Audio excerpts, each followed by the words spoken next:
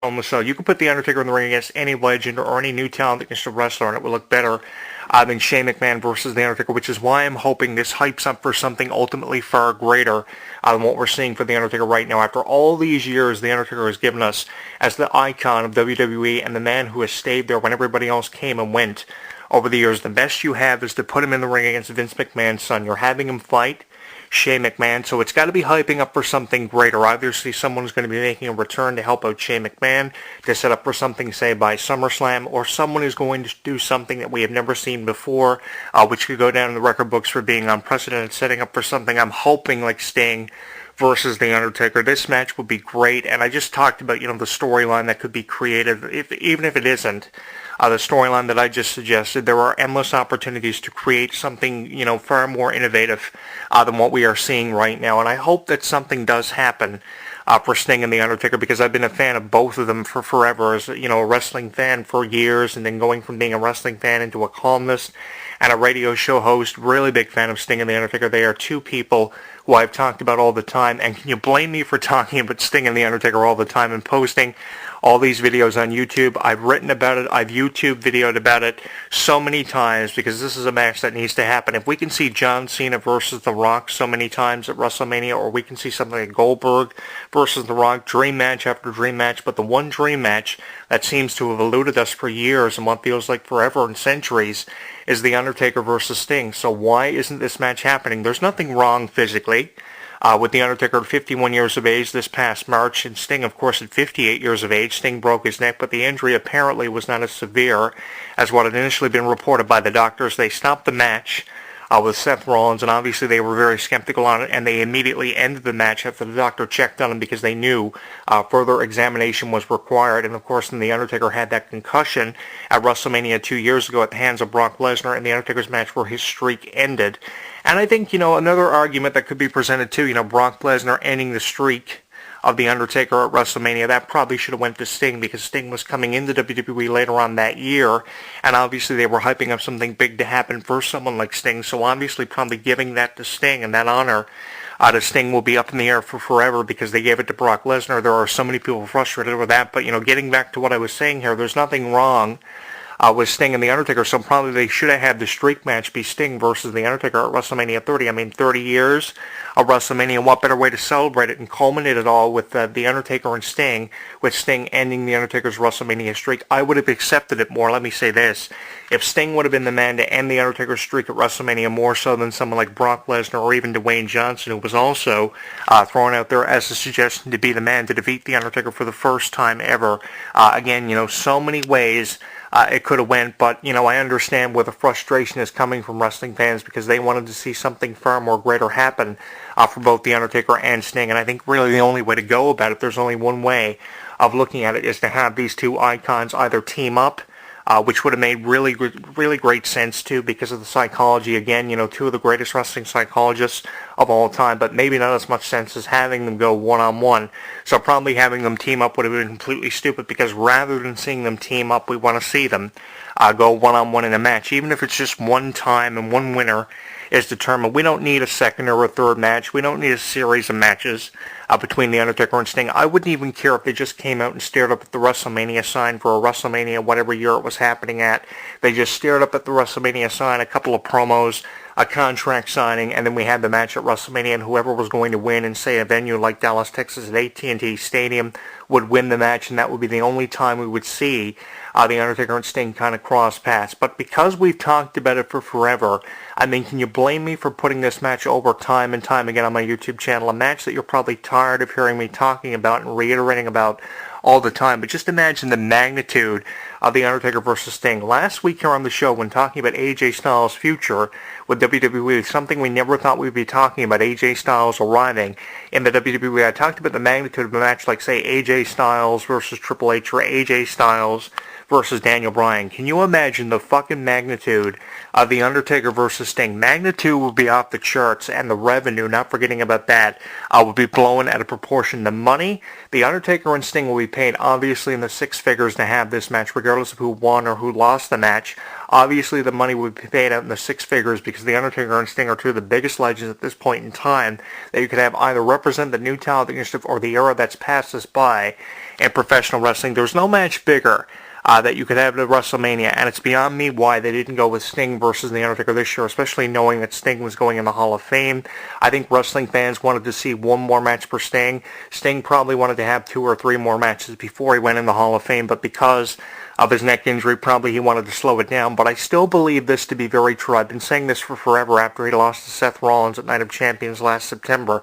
We have not seen the last of Sting, and if you believe that we have seen the last of Sting because of injuries and how he's been very absent from WWE, which has not gone without notice. If you believe we've seen the last of Sting, you're pretty much out of your freaking mind, because Sting is not going to be known as the guy who came into WWE after beating every kind of legend from WCW and TNA, and even on the independent level.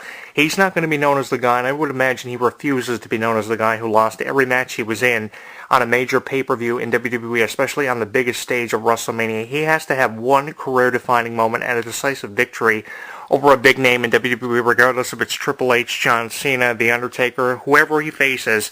He's got to have at least 1 or 2 big victories before he calls it quits, and I don't think we've seen the last of someone like Sting, nor do I think we've seen the last of someone like The Undertaker, although that's been the conversation for quite some time, actually a number of years. I've searched for the answer of The Undertaker's career status, and if he was going to be calling it quits. So many people had told me that The Undertaker was going to keep on competing until he was physically unable to compete. I mean, I've spoken to so many people who are very close with The Undertaker, and obviously a lot of people believing the same thing about how The Undertaker was not going to be finished anytime soon. I still hold the belief that we have not seen the last of either The Undertaker or Sting, and even if we don't see them go one-on-one, even having them team up against something like the Wyatts, that would be an incredible storyline too. Even seeing them go up against the Authority, Vince McMahon, Triple H, Stephanie, even Shane McMahon could be thrown in there some way. Even Shane McMahon managing The Undertaker and Sting, that would be awesome too. If it went that way, if Shane McMahon didn't eventually align himself with his father, Triple H and Stephanie, which also could be the way that it goes. There's also another scenario being looked at here of how the McMahons could all align, and Shane could be on the same page as his father, and they could screw The Undertaker over at the biggest event The Undertaker made famous, WrestleMania. Then Sting, of course, comes out, helps out The Undertaker, and we see either the derivement of a tag team or the setup of the match between Sting and The Undertaker, because they would be forced to go one-on-one for the match that would define their legacies. Definitely, The Undertaker and Sting have to do something creatively in WWE, and I'll bring you back to post-WrestleMania 31 last year, when Sting was being interviewed on the network by Renee Young in the ring before Bo Dallas came out and interrupted Sting the way he did, suffering from the Scorpion Death Drop and the Scorpion Death Lock. Fans were chanting Undertaker. Now, if that was not obvious, I don't know how to spell it obvious for you, because fans were being very obvious and very blunt of what they wanted to see next for Sting in the fallout of his loss to Triple H. Obviously, everybody wanted to see Sting versus The Undertaker, myself included, and I think I speak for all wrestling fans when I say we need to see this match happening. If fans were not being obvious then, I don't know how much more obvious they could have been post-WrestleMania 31. I mean, who else is there for Sting to create with? He's not going to get in the ring with the likes of someone like Adam Rose or a Bo Dallas or a Curtis Axel, because he doesn't need to do that. Sting has faced so many big names over his legendary career, and he does not need to be in matches with the likes of Curtis Axel and, say, Adam Rose. What we need to see is Sting getting in the ring and mixing it up with the likes of someone like AJ Styles or someone like The Undertaker. Most of the people that Sting needs to get in the ring with are people that he has never created with before. So even probably having him in the ring with AJ Styles would feel like deja vu, especially for the TNA wrestling fans out there who I know are very fucking diehard when it comes to TNA wrestling. We've seen Sting versus AJ Styles so many times, we've probably lost track of how many times they've wrestled over the years, or say Sting versus Kurt Angle. Even though it's never happened in a WWE ring, we've seen it happen before.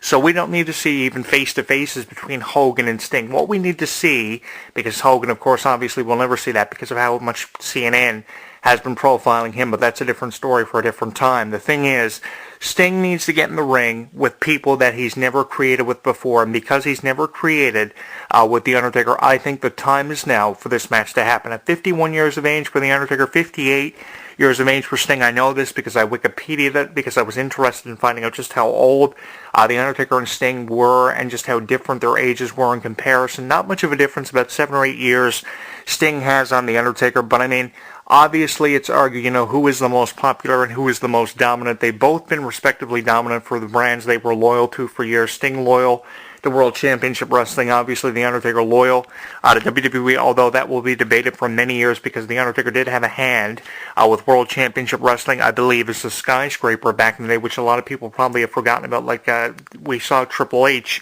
as Terror Rising back in the day, which also a lot of people probably forgot about back in 92, 93, before he ever got an opportunity to be in WWE. That's the thing about people like The Undertaker and Triple H. There are these Alices they've had and these career-defining moments they've had before ever becoming big names as people like Terror Rising and the Skyscraper. So it will be debated for years whether or not they were loyal to a company like WWE or WCW. But regardless of how you feel about The Undertaker and Sting, one cannot argue how popular they are, and one cannot argue or deny, and you'll never hear denial coming from me when talking about The Undertaker and Sting and how big of a match this would be in terms of psychology and just how good of psychologists The Undertaker and Sting have been. One cannot argue how many wrestling fans want to see this match over people who don't want to see this match and would rather something else. I mean, I'm tired of hearing idiots talking about Goldberg coming back or Dave Bautista coming back. I'm tired of hearing about how people want to see stuff that probably never will happen, or even The Rock, giving us one more match.